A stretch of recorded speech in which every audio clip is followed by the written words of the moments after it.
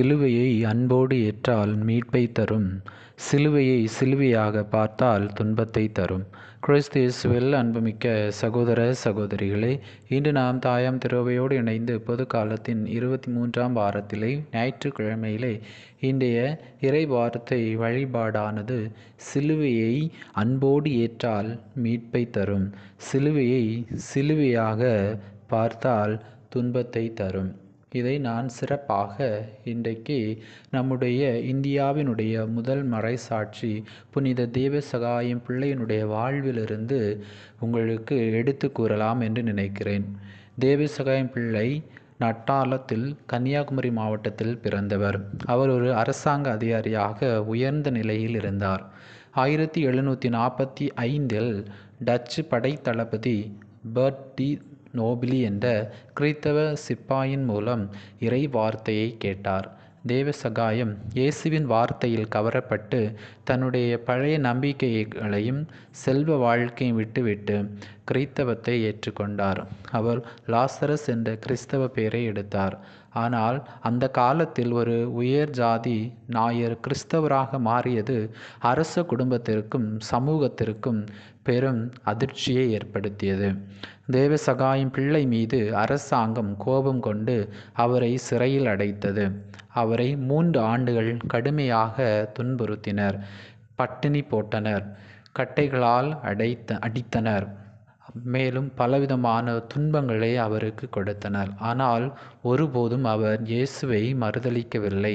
இறுதியில் 1752 காற்றாடி மலை என்கிற அந்த இடத்திலே அவர் துப்பாக்கியால் சுடப்பட்டு மறைசாட்சியாக தன்னுடைய உயிரை தியாகம் செய்தார். இவர் ஆண்டவர் இயேசு கிறிஸ்துவை தன்னுடைய வாழ்விலே ஏற்றுக்கொண்ட அந்த நொடி பொழுதிலிருந்து தாங்க முடியாத அளவில்லாத துன்பங்கள், அளவில்லாத கிண்டல் கேலி என்று பலவாறு துன்பத்திற்குள்ளாகக்கூடிய சூழ்நிலை இவருக்கு ஏற்பட்டது. இந்த நேரத்திலே அவருக்கு வந்த எல்லா விதமான துன்பங்களையும் அவர் அன்போடு ஏற்றுக்கொள்ளக்கூடியவராக இருந்தார். அந்த சிலுவையின் வழியாக அவர் தன்னுடைய வாழ்வை மெருகேற்றி கொண்டவராக இருந்தார். இன்றைய முதல் வாசகமானது சாலமோனின் ஞானம் நூலிலிருந்து எடுக்கப்பட்டிருக்கிறது. அதிகாரம் 9 இறை சொற்றொடர்கள் 13 முதல் 18 வரை உள்ள அந்த இறை வார்த்தையிலே மனித அறிவு குறுகியதாக இருக்கிறது, கடவுளின் ஞானம் உயர்ந்ததாக இருக்கிறது. மனித அறிவுக்கு முக்கியத்துவம் கொடுக்கக்கூடிய மனிதர்கள் துன்பத்தை கண்டு அதை தங்களுடைய வாழ்க்கையிலே துன்பமாக பார்க்கக்கூடியவர்களாக இருக்கிறார்கள். மாறாக அந்த துன்பத்தை அவர்கள் இன்பமாக மாற்ற வேண்டும் என்று சொன்னால் கடவுளுடைய ஞானத்தோடு கடவுளுடைய திட்டத்தை நிறைவேற்றக்கூடியவர்களாக மாற வேண்டும் என்று முதல் வாசகம் நமக்கு அழைப்பு விடுக்கிறது. இன்றைக்கு 2வது வாசகமானது திருத்தூதர் பவுல் பிலமோனுக்கு எழுதிய அந்த 1ஆம் அதிகாரம் 9 முதல் 17 வரை உள்ள இறை வார்த்தையிலே ஒனேசிமை சகோதரன் என்று கூப்பிடுமாறு பவுல் வேண்டுகோள் விடுப்பதை நாம் பார்க்கின்றோம். அங்கே இருந்த அந்த ஜாதி உயர்ந்தவன், தாழ்ந்தவன், ஏழை, பணக்காரன் என்று பலவிதமான வேறுபாடுகள் இருந்த அந்த சூழ்நிலையிலே திருத்தூதர் பவுல் எல்லாரும் கிறிஸ்துவில் சமமானவர்கள் என்கின்ற அந்த ஒரு மைய சிந்தனையை கொடுக்கக்கூடியவராக இருக்கிறார். இதன் வழியாக நாம் பல நேரங்களிலே பிறரை துன்புறுத்தக்கூடியவர்களாக இருக்கிறோம். நீ உயர்ந்த ஜாதி, நீ தாழ்ந்த ஜாதியை சார்ந்தவன், அல்லனா நீ உனக்கு குடும்பத்தில் நீ ரொம்பவும் ஏழையாக இருக்கிறாய், உன்னுடைய குடும்பம் மிகவும் தாழ்த்தப்பட்ட ஒரு ஜாதியை சார்ந்ததாக துன்புறுத்தக்கூடியவர்களாக இருக்கிறோம். இந்த நிலையை மாற்றி எல்லாரையும் கிறிஸ்துவிலே நாம் அன்பு செய்யக்கூடியவர்களாக இருக்க வேண்டும் என்று இன்றைய 2ஆம் வாசகமானது நமக்கு எடுத்துரைப்பதாக அமைந்திருக்கிறது. இன்றைய நற்செய்தி வாசகத்திலே ஆண்டவர் இயேசு கிறிஸ்து லூக்கா 14ஆம் அதிகாரம் 25 முதல் 33 வரை உள்ள அந்த இறை வார்த்தையிலே தம் சிலுவையை சுமக்காமல் என்பின் வருபவர் எனக்கு சீடராய் இருக்க முடியாது. நமக்கு அன்றாட வாழ்வில் வரக்கூடிய எல்லா விதமான துன்பங்களையும் நாம் இன்பமாக மாற்ற முடியும் எப்பொழுது அந்த சிலுவையை நாம் அன்போடு ஏற்றுக்கொள்கின்ற பொழுது. அதற்கு நாம் நம்முடைய வாழ்விலே இவற்றையெல்லாம் விட்டுவிட வேண்டும் என்று ஆண்டவர் இயேசு என்று சொல்லக்கூடியவராக இருக்கிறார் பார்க்கின்ற பொழுது, முதலிலே தந்தை, தாய், மனைவி, பிள்ளைகள், சகோதர சகோதரிகள், இந்த உறவுகள் எல்லாம் நமக்கு தேவை. ஆனால் இந்த உறவுகளையும் தாண்டி ஆண்டவர் இயேசுவுக்கு முன்னுரிமை கொடுக்க வேண்டும். எனவே முதலிலே நம்முடைய உறவிலே என்ன செய்ய வேண்டும்? கடவுளுக்கு முதன்மை கொடுக்க வேண்டும் என்று சொல்கின்றார். இரண்டாவதாக சொந்த உயிரை கூட விட்டுவிட வேண்டும் என்று சொல்கிறார். தன் உயிரையும் அதிகமாக நேசிக்கிறவன் எனக்கு சீடனாய் இருக்க முடியாது என்கின்ற ஒரு சிந்தனையை தருகிறார். மூன்றாவதாக தன்னுடைய சுய இச்சையும் ஆசைகளையும் விட்டுவிட வேண்டும். தன் சிலுவை எடுத்துக்கொண்டு என்னை பின்பற்றாதவன் எனக்கு சீடனாய் இருக்க முடியாது. ஆக தன்னுடைய சீடன் என்று சொல்கின்ற பொழுது தனக்குள்ளே இருக்கக்கூடிய ஆசைகள், தனக்குள்ளே இருக்கக்கூடிய எல்லா விதமான சுய எண்ணங்களை விட்டுவிட்டு ஆண்டவருக்கு நாம் முன்னுரிமை கொடுக்க வேண்டும்.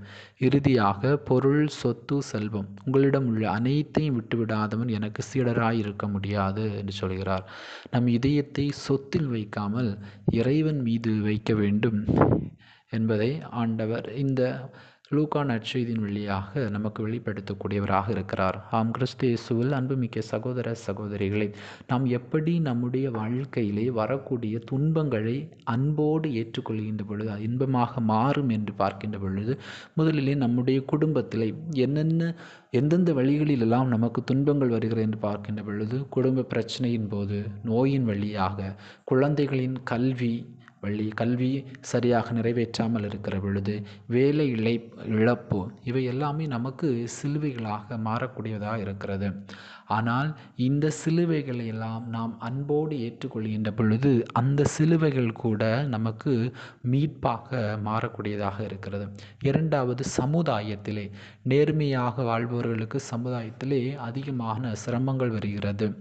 ஊழலுக்கு அவர்கள் ஒருபோதும் தோள் கொடுக்காமல் உண்மையோடு வாழ்கின்ற பொழுது அங்கே சிரமங்கள் அதிகமாக ஏற்படுகின்றது. உண்மையை சொல்கின்ற பொழுது நண்பர்கள் பலர் கிண்டல் செய்யக்கூடியவர்களாக இருக்கிறார்கள். ஆனால் இவற்றை எல்லாம் நாம் அன்போடு ஏற்றுக்கொள்கின்ற பொழுது அங்கே அந்த செயல்பாடுகள் கூட இன்பமாக மீட்பாக மாறுகிறது. திரு அவை வாழ்க்கையில் நம்பிக்கையை வெளிப்படையாக வாழ்பவர்களுக்கு அதிகமாக சிரமங்கள் வருகிறது. சில சமயம் நம்மை கேலி செய்வார்கள். நாம் அன்றாடம் ஆலயத்திற்கு செல்கின்ற பொழுது இவை என்ன பெரிய கிறிஸ்தவ விசுவாசி என்று சொல்லி நம்மை கேலி செய்யக்கூடியவர்கள் இருப்பார்கள். இறுதியாக நம்முடைய தனிப்பட்ட வாழ்க்கையிலே பாவ ஆசைகள் நம்மை அடிக்கடி சோதிக்கும். தூய்மையாக வாழ்வது கடினம். எனவே இந்த பாவ இச்சைகளை நாம் வெறுத்து வாழ்வதே நாம் சிலுவையை நம்முடைய வாழ்விலே இன்பமாக மாற்றுவதற்கு ஒரு வழிகாட்டியாக இருக்கும். ஆம், கிறிஸ்து இயேசுவில் அன்புமிக்க சகோதர சகோதரிகளே, இன்றைய இறை வார்த்தை முழுவதுமே துன்பம் நம்முடைய வாழ்விலே ஒவ்வொரு நாளும் இருக்கக்கூடியதாக இருக்கிறது. குடும்பத்திலே ஒரு சில நேரங்களிலே கணவன் மனைவிக்கு துன்பமாக இருப்பார். ஒரு சில நேரங்களில் மனைவி கணவனுக்கு துன்பமாக இருப்பார்.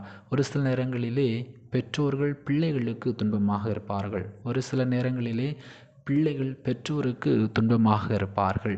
அதே போலவே நாம் பணி செய்யக்கூடிய இடங்களிலும் நாம் இருக்கக்கூடிய எல்லா இடத்திலும் ஒரு சில மனிதர்கள் பிறருக்கு துன்பமாகவே இருக்கக்கூடியவர்களாக இருக்கிறார்கள். ஆனால் இந்த துன்பங்களை எல்லாம் நாம் அன்போடு ஏற்றுக்கொள்கின்ற பொழுது, பிறர் நம்மை காயப்படுத்துகின்ற பொழுது, பிறர் நம்மை கிண்டல் செய்கின்ற பொழுது, பிறர் நம்மை பற்றி இல்லாதவை சொல்லுகின்ற பொழுது, அந்த நேரத்தில் எல்லாம் நாம் இறைவன் மீது முழுமையான நம்பிக்கை கொண்டு அந்த துன்பத்தை அன்போடு ஏற்றுக்கொள்கின்ற பொழுது அது இன்பமாக மாறும், அது மீட்பாக மாறும். அதைத்தான் இந்த உலகிலே வாழ்ந்த எல்லா புனிதர்களும் பிறர் எவ்வளவுதான் தன்னை கொடுமைப்படுத்தினாலும், பிறர் தன்னை எவ்வளவுதான் காயப்படுத்தினாலும் கூட அவர்கள் முக்கியத்துவம் கொடுத்தது ஆண்டவர் இயேசுவின் உண்மை, நீதி, நேர்மை போன்றவற்றுக்கு முக்கியத்துவம் கொடுத்தார்கள். எனவே எல்லா விதமான துன்பங்களையும் அன்போடு ஏற்றுக்கொள்ளக்கூடிய மனப்பக்குவம் அவர்களிடையே உருவானது. எனவே நாமும் நம்முடைய அன்றாட வாழ்க்கையிலே, குடும்ப வாழ்விலே, நம்முடைய சமுதாயத்திலே, நாம் இருக்கக்கூடிய எல்லா இடங்களிலுமே